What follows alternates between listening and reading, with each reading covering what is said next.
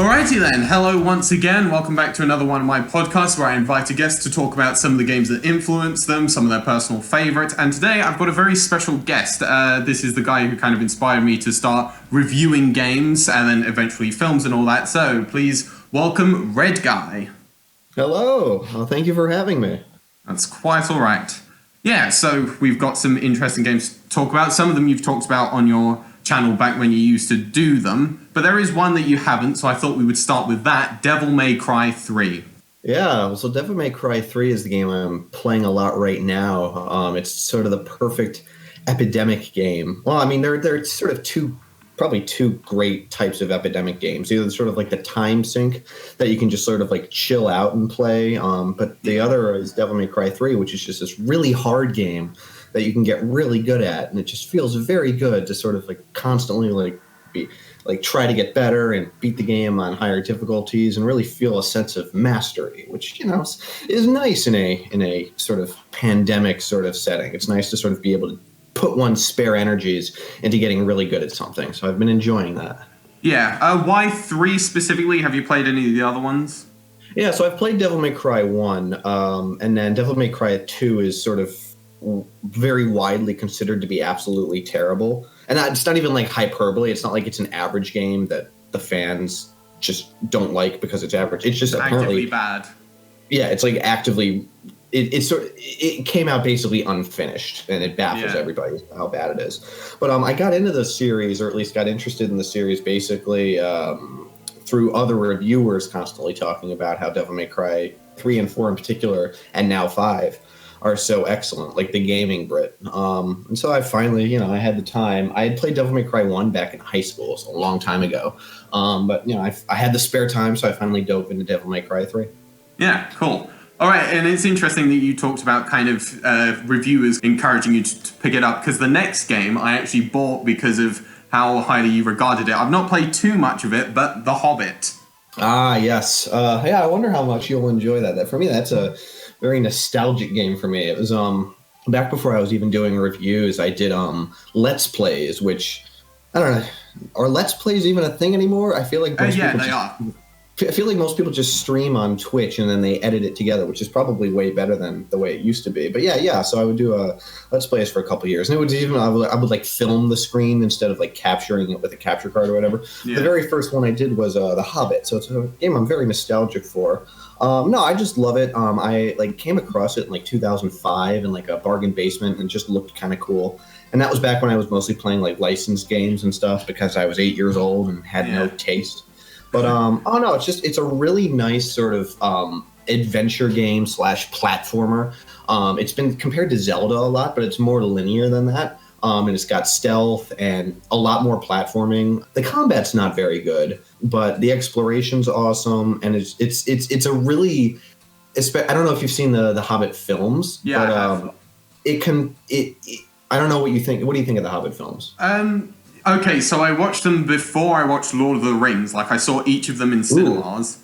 I liked them. I've not rewatched them since I've watched Lord of the Rings. Lord of the Rings is awesome, by the way. I've also seen the animated film of Lord of the Rings, not The Hobbit. So I'm not entirely sure how they would hold up now.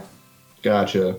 Yeah, so if you look at like sort of The Hobbit, like the movies, and compare it to the book, like they're kind of weird. Like Bilbo disappears halfway through. It's way more serious, way more sort of grandiose. Whereas The Hobbit, the video shorter game, as well.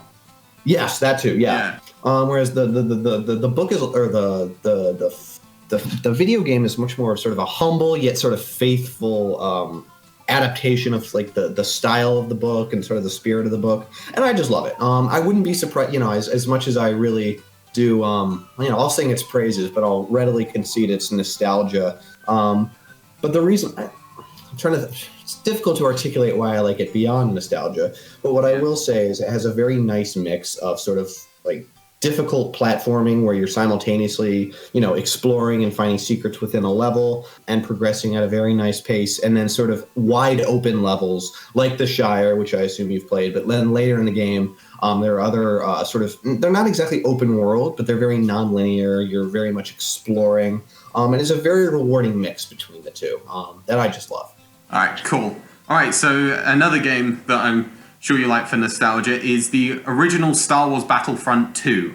Yes, yes. Although honestly, I will defend that. I will not couch my praise of that game in nostalgia. Although I am very nostalgic for it. Yeah. That you know I played that game so much with friends of mine when I was a kid. And I loved it, but I will say, I mean, it compares very favorably to the new Star Wars Battlefronts, because this is the 2005 version on like PS2 generation that we're talking about, not the new EA game.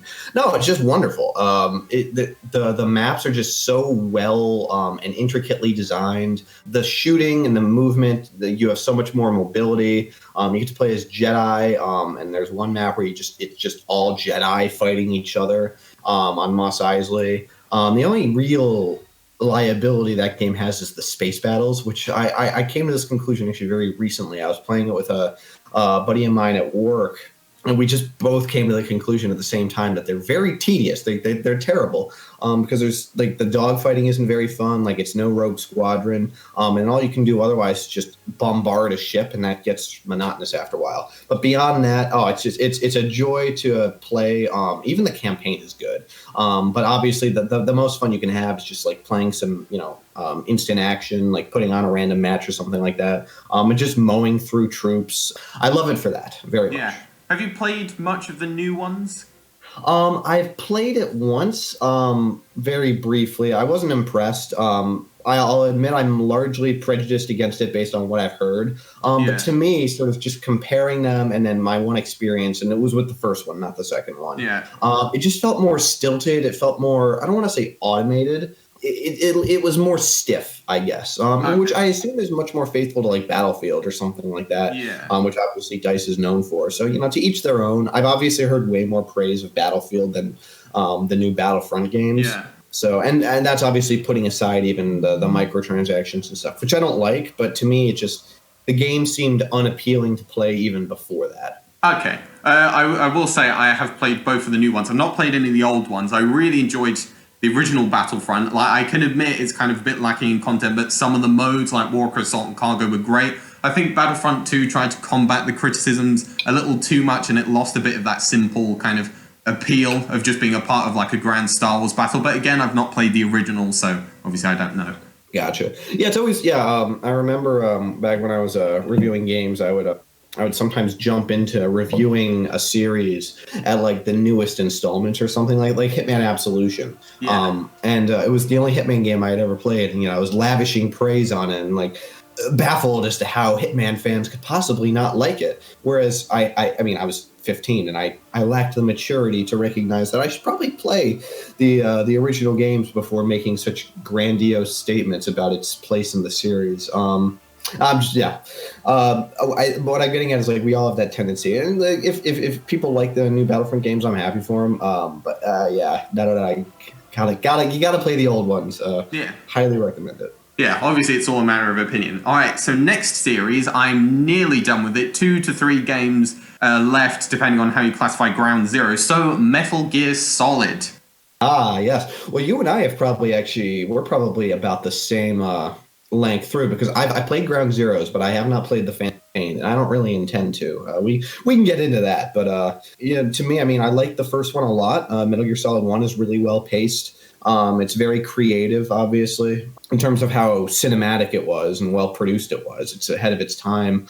The stealth gameplay is really simple in retrospect. I mean, it's basically the Soliton radar.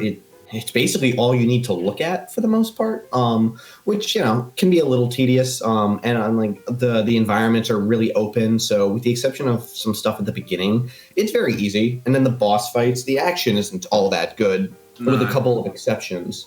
Yeah, there's some good bosses, but it's kind of the actual combat's kind of a bit, Yeah. So, and I think, I believe, from what I recall from your review, I think we actually have very similar opinions on the bosses. Like the first Sniper Wolf fight is just insufferable, but the second one's really enjoyable. Vulcan Raven is great. I don't know how you feel about Psycho Mantis. I think Psycho Mantis is a bit overrated, and I don't like the Gray Fox fight all that much. In fact, I don't like the Gray Fox fight at all. I think I liked the Psycho Mantis fight all right. It's kind of once you get past the gimmick, Yeah, I mean, he's a cool character, but once you get past the gimmick, it's like, oh wow, I'm dodging stuff from off screen. How fun! But yeah, but no, I mean, I like Metal Gear Solid. I mean, I like the story a lot, and I like the pacing a lot. It's a game where style, I respect. Obviously. Yeah, it's a better paced game than it is the pacing is better than the mechanics, I guess. Yeah, is the way I would put it. Yeah. Metal Gear Solid 2, I absolutely love. It's one of my favorite games. I mean, technically, all of the games that we're talking about today are my favorite, or among my favorite games. Yeah. But Metal Gear Solid 2, it's my favorite in the series. I think it has easily the best story.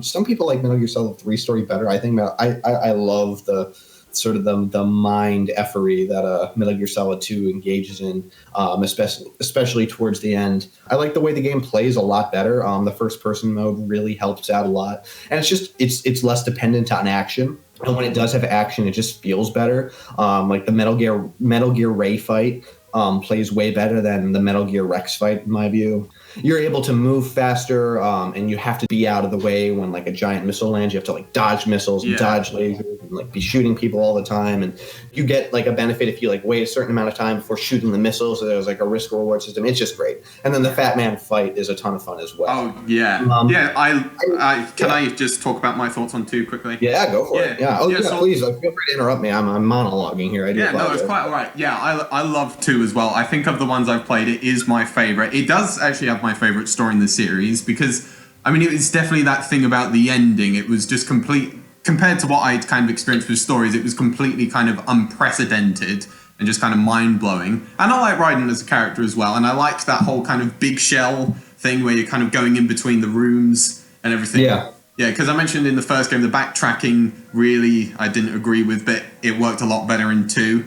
Yeah, it did. I mean, I think what worked really well about it is like the bomb freezing mission where you're basically exploring the entire hub. And then beyond that, I mean, you're basically just, popping in back and forth between some of the rooms. But the backtracking, I think, is actually a bit overstated in Metal Gear Solid 2. I don't have a problem with it at all. No, me neither. Metal Gear Solid 3, there should be you never got that far in terms of reviewing it, so it should be interesting. No, I did try once. I actually did record about 2 hours of footage. It was going to be my next video, and I just never had the time. No, Metal Gear Solid 3 is great. There was a time I thought it was my favorite in the series, because it's easily the most pure stealth game in the series, which isn't saying a whole heck of a lot. Like, if you've played, like, Splinter Cell or Hitman or Thief, like, you get a much better sense of, like, what the stealth genre can do, how, sort of how skill-based and intricate it can be. But that's a whole rabbit hole. I'm happy to go down it, but for the sake of time, I won't for now. But Metal Gear Solid 3, between the camouflage and the far better guard AI and all the options you have for combating it, it really is just a joy. I recently replayed it on European Extreme, the hardest difficulty where you're instantly done when you get spotted. And it was just a great way to spend like 25 hours. This was back when I was looking for a job right after college, and sort of like when I was like firing off job applications and playing Metal Gear Solid 3. And sort of similar to the way I was talking about Devil May Cry 3, it was a good thing to like put my excess energy into when I wasn't looking for a job. I was like trying to beat Volgan or sneak through a cave, and it was wonderful. And the story's good too. I think the story's a bit overrated, but only because it's just so overpraised. And I mean the end boss fight, which is to say the sniper rifle boss fight, have to mention that. That's just wonderful. The Fury is a really good boss fight, and especially on harder difficulties, it has to be done stealthily, and it's just great. And then the final boss fight with the boss is just it's such a fun stealth boss. When the music kicks in as well. Yes. Oh my God. I don't get the appeal, but I am very susceptible to the appeal of that song. It works. I mean, it works in the intro, obviously. It works on the ladder, and then it works as this sort of touching yet frantic final boss music. It's great. Yeah, I liked it too. I liked the second half more than the first. As you mentioned, the end boss fight, that is great. And the story, I do agree, is a little bit overrated just because I didn't care that much about kind of the plight with the boss and everything. But it does definitely have some really good moments in it. And Metal Gear Solid 4, which I played only a few months ago, but I really enjoyed it. I really like Metal Gear Solid 4 as much as the others, although I'm happy to consider it sort of like I'll sort of like isolate, not consider Metal Gear Solid 5, which we can get to in a second. But Metal Gear Solid 4, as much as I think it's easily the worst of the four, I still am happy to consider it part of the series. To me, it's like the stealth gameplay just isn't as well utilized. The environments aren't as interesting. And really, I mean, most of the stealth gameplay is just sort of concentrated in Act 1 and Act 2. And you have unlimited silencers. To me, it's just not nearly as well done. It's not as well designed, and it's certainly not as utilized as much as Metal Gear Solid 3, which is unfortunate. And I thought the story has some nice moments. It's also kind of blandly done, in my view, with some exceptions, like the final boss with Liquid. I mean, that's super cool. Going to Shadow Moses is awesome. Yeah. I like seeing like the end of Snake's story, and that's very touching. But, you know, Otacon and Naomi's romance is not very interesting. Vamp is annoying. And it goes on for too long. Yeah, I would say that kind of a couple of those mission briefing ones were definitely a bit long when it's not that important. Yeah, and also like the end, like the hour-long cutscene at the end is good, but at the same time it did get kind of antsy. Definitely. But it's still really fun. And then 5, neither of us have played it yet. You've played a bit of Ground Zeroes, but I enjoyed Ground Zeroes. The thing is, in fact, I would actually play 5, except for the impression I have given is that Ground Zeroes has easily the good level design, because it's a very tightly, like, it's a small-ish environment. It's an open world environment, but very packed, like, because you're infiltrating a military base. Whereas Metal Gear Solid 5 is just desert for the most part, so it's much more tedious. But it's still fun. I played it once and I thoroughly enjoyed it. I couldn't have cared less about the story because I didn't play Peace Walker, and again, I don't really intend to, because I think Metal Gear Solid 3 is all you really need to know about Big Boss, and the rest of it's just Kojima spinning his wheels for about a decade trying to figure out how to make more Metal Gear Solid games. So I'm not really interested in anything beyond that. But, you know, Ground Zeroes is a fun time. Like, he did probably make the best stealth game, or at least the best stealth mechanics in Metal Gear Solid 5, and I'll give him that. Apparently the story is really boring and sparse and tedious throughout all of Metal Gear Solid 5, though, so I don't really care about it. Yeah. All right, I was going to mention something about Death Stranding, but I think we should move on now. We've talked about Metal Gear Solid. I'm curious. I know nothing about Death Stranding other than that it's like a weird delivery game. Have you gotten to play Death Stranding? I got it for my birthday. I haven't played it yet, but like you, I know very little about it, so it's kind of... And I've tried to keep it that way, as just to kind of sort of see what he kind of does, because he's definitely a bit of an auteur now, where he can just kind of do whatever the hell he wants, and people play it. Yeah, so we'll move on to the last series, the Batman Arkham series. I'm looking forward to discussing these ones. Yes. All right. Yeah, so... Yeah, the Batman Arkham series is like my favorite thing to talk about on YouTube. Batman Arkham Asylum, it's awesome. If I were scoring, which I don't really, I ditched scoring games pretty quickly. But, that's like a 10 out of 10 or at least a 9.5 out of 10. There are a lot of people who consider it to be the best in the series, which I don't exactly agree with, but it's easily the best paced. Like the past 2 times I've replayed it, and both of them have been a while ago now. But, I played through it in one day, both times. And even then, that had been a replay. It's not like I was playing through it the first time, which I also played it a day. Like every time I play it, basically, I play through it 5 or 6 hours straight to the end. Yeah, you because just get caught up in it. Yeah, exactly. You really do. The story, it just has as many villains as it needs, no more, no less. It focuses on the Joker. You're constantly pursuing him. You constantly have a new objective. It's great. And then the gameplay, the combat. Especially, I'll compare it to Devil May Cry 3 a little bit later. The combat's simplistic. It's technically impressive for the time. Like, the animations are well done. Yeah. But, you hit square, square, square, and then triangle, which I used to think was way cooler than it actually is, mechanically speaking. But, it's still nice. The stealth is also... It pales in comparison to Batman Arkham City, but it was still cool for the time. And, it's fun. To me, Batman Arkham Asylum is this really great game with this great story and great pacing. That just gameplay wise is good. With some real highlights like Scarecrow. I just reviewed it not too long ago, and that's the thing. It's like compared to the other Arkham games, it's a lot tighter. Like you feel like you're constantly moving and doing stuff, and also kind of it's got a more unique atmosphere to it as well, because it's almost a bit like a horror game, just like kind of the corridors, the splashes of blood, and then the Scarecrow sections like you mentioned. And the gameplay is simple, but it is addictive. And also bonus points for me as a fan of the animated series, having like Kevin Conroy and Mark Hamill just kind of elevates it as well. Definitely. Yeah, and then I mean all those like tapes you find like lying around. Oh yeah, I know. And it's just kind of that world as well, just kind of this one place where you've got some of the greatest villains in pop culture history, and then you've kind of got all these little things you can discover and everything. Yeah.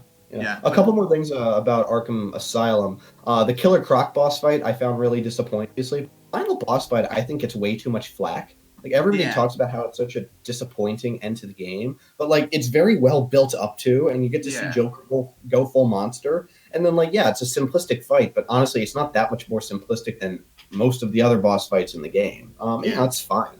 I wanted to put that out there because I've always been baffled as to why people have been disappointed with that final boss fight. To me, it's just perfectly okay. Yeah, so it's an awesome game, but Arkham City is one of my top 5. I should point out. Oh yeah. No, Arkham City is probably my favorite game of all time. Even as like to me, it's like it. So I'll start with like a couple of my criticisms of it. One, I mean, it's as good as the combat in the series gets, and there's a lot that's really cool about the combat. You can experiment with a lot, but even if you like really dive into it, you get super good at countering and knife takedowns and all that. You know when to use the bat swarm against certain enemies. The optimal strategies become clear like relatively quickly. Like this is where I will compare it to like Devil May Cry 3 or something. I'm on my 3rd playthrough of that game on very hard mode, and I'm still needing to experiment to figure out how exactly I can get very good at the many tools I have at my disposal.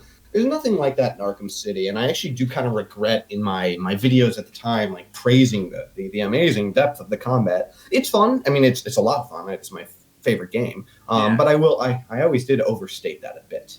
Okay. However, the Predator combat, the Predator mode, I think is seriously underrated. And this because I'm somebody who 100%ed the Predator challenge mode with all 4 characters back when I was in high school or whatever, and I loved it because you just have so many options at your disposal, and then when you start having specific challenges that you need to do, like specific ways you need to take out various henchmen or whatever, while simultaneously not getting shot. It's just absolutely wonderful. One of my it's just wonderfully arcadey.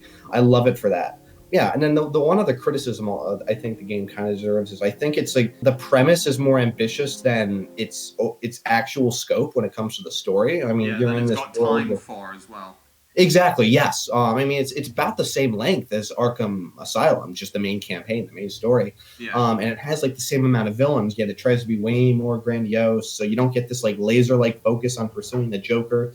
So in some ways, it's a bit of a less satisfying story, but it's still cool to see like Mr. Freeze, and I love the ending where the Joker, spoiler alert, Joker dies. Yeah, it's a really cool story, and I also like the tape recordings of the interviews. I mean, they're less just.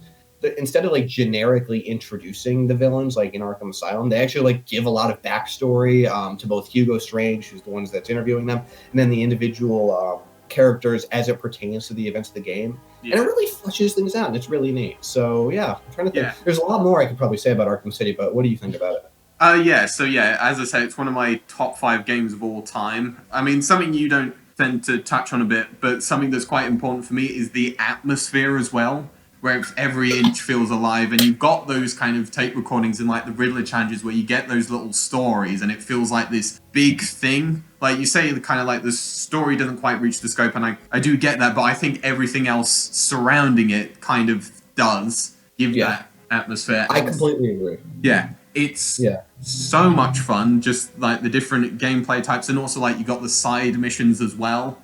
The ending is amazing, and I would like to point out that includes the credits. Just the music that plays in the credits is just gives off this atmosphere, and the music in general. That's one of my favorite video game scores of all time. Especially like the stealth, like the Predator mode, the music that played, like the choir. You know what I'm talking about? Yeah. Oh, it's great. Yeah. And also just like there's that one encounter against like the Penguin's henchmen, and the music that plays just makes it so invigorating. Yeah. I mean, I'm going to play it because I'm kind of reviewing them all to get to whenever this new one comes out. There is a new one. Okay. I haven't really been following games news a lot, but hang on. I am literally going to... Nothing's confirmed. It's a lot of rumors, but it's been rumored enough that you kind of know it's going to happen, so they might as well just announce it. Interesting. Okay. Yeah, it says... from Warner Brothers Montreal. All right, well, yeah. I and will actually, play that's it. quite a nice segue into the next one, which I'll admit I do like. Yeah, I mean, I like Arkham Origins fine. This is kind of actually about how the vitriol that Devil May Cry 2 gets when it's called terrible is actually because it's terrible, not because it's average or just kind of decent, which is sort of the situation that Arkham Origins and, in my view, Arkham Knight find themselves in. Yeah, Arkham Origins is fine. It's basically a lesser version of Arkham City. I like the story, kind of. I mean, it's not as good, but it's probably better paced. And it's kind of cool to see all these, the villains are interesting, especially, well, I don't want to overstate it, but the villains, they're cool. And Bane it's kind of cool to see him be the more sophisticated version, instead of his sort of like, mindless brute self. It's less Batman and Robin, more Dark Knight Rises.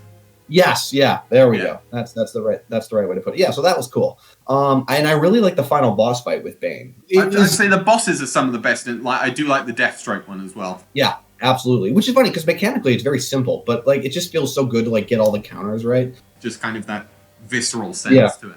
Absolutely. It's funny, the final boss fight with Bane, I've always contended that it's the Killer Croc boss fight that we never got to have. Because Arkham Asylum's boss fight with Killer Croc was really tedious, and Arkham Origins boss fight with Killer Croc was just really underwhelming. Like there was always so much potential for this, like because he's such a scary, hyped up character, particularly in Arkham Asylum. There's always this potential for this like really good sort of like stealth haunting boss fight with Killer Croc that we never really got. But the Bane boss fight, I always felt like was exactly what the Killer Croc boss fight should have looked like. It's an oddly niche thing for me to focus on, but I never got to make that point in my videos, and I wanted to put that out there. But beyond that, yeah, I mean, Arkham Origins, I even 100%ed Arkham Origins, which I don't regret it, but like I never platinumed it. Yeah. But I got all the Riddler data packs or whatever, so whatever. Yeah, because I'd sort of heard some kind of meh things about it, so it was actually, this is kind of better than I thought. Some of it is a little derivative of Arkham City, but I think when it kind of does its own unique thing, it's really good, and it's got some really good moments in it. Yeah, so I'd recommend it. And also, this is actually quite a significant game to end on, because this was the first video of yours that I ever watched. So, Batman Arkham Knight. I've always felt that if I had just found a way to continue making after that video springboard into YouTube renown, because it got a good reception, and I was very proud of that video. The story isn't as good to me. It just feels way more low stakes and melodramatic. And by low stakes, I mean that like Barbara is said to have died, but then she doesn't. Robin's life is in danger, but then he's fine. Even Arkham Knight, or what's his name? Jason Todd. Why am I? There we go. Yeah, Jason Todd. Like he just comes back to Batman's side very anticlimactically and suddenly at the end. It's a little dumb, and I didn't like the final sequence with like the Joker and whatnot. Like I wish there had been like a proper final boss fight. Although a lot of the game kind of felt like Rocksteady were like, hey, we want to make a first-person game because you got the bit at the opening and then like Joker with the gun and then a couple of other bits. Exactly, and I did not like that, but I did like the Joker in the game. Yeah, definitely. Because I know some people didn't, but I really liked the way they incorporated him without actually like copping out and bringing him back. And he had some very funny lines. It was awesome, yeah. And it was just cool to see like Joker in Batman's head himself, because Batman is like somebody who doesn't show fear and all that, because he's so in control of his emotions, but it's because it's deeply centered in so you get to see he's afraid when Joker tells him afraid, and that in a sense is actually really it was well done. Beyond that, and then I'm curious as to what I'm curious as to how you think Batman Arkham Knight plays. To me, it's just like the combat's about on the same level, except for they added in a bunch of like, ooh, let's cut to a cutscene while Batman slams guy's head into a thing, which looks cool, but it's it doesn't really add much. But to me, the Predator game, the Predator gameplay for me is where it's just a serious downgrade. And it's just all the tangible stuff. Like everything's a silent takedown now. It's way more automated. They took away sort of like the joy of like being very intricate and deliberate with what you were doing, and just like which was unfortunate. And Batmobile I actually didn't mind the Batmobile. I enjoyed everything that the Batmobile did, except for maybe some of the puzzle stuff.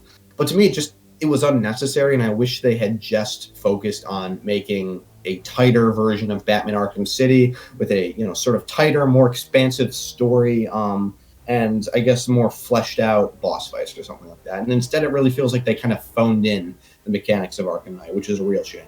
Yeah, so actually I do kind of agree with you on the gameplay. It does feel a lot easier than it's still satisfying, but it's not quite as compelling.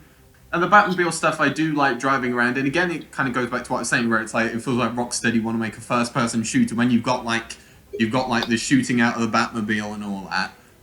The story, was a bit underwhelming. I mean, I think for me, part of the problem was kind of anticipating it. So it's got, you've got this new character, the Arkham Knight, and it's like, oh, this kind of big mystery, and then it's just someone from the comics again. And they got to shoehorn that in because he was never in any of the other games. And also, I never saw the ending properly in game.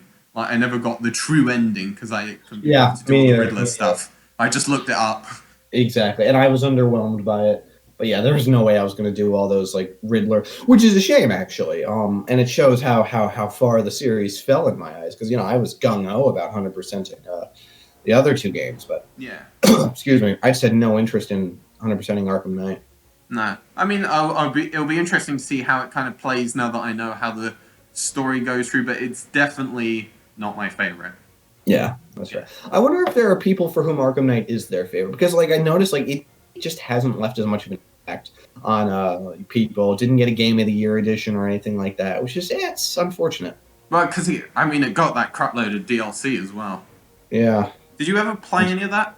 Because I did. No, I looked it up sort of out of curiosity. And again, I was kind of hyped when I found out there was Killer Croc DLC. Because again, it's this odd little bugaboo of mine. I've always wanted there to be the perfect Killer Croc boss fight because we were right there and then we didn't get it.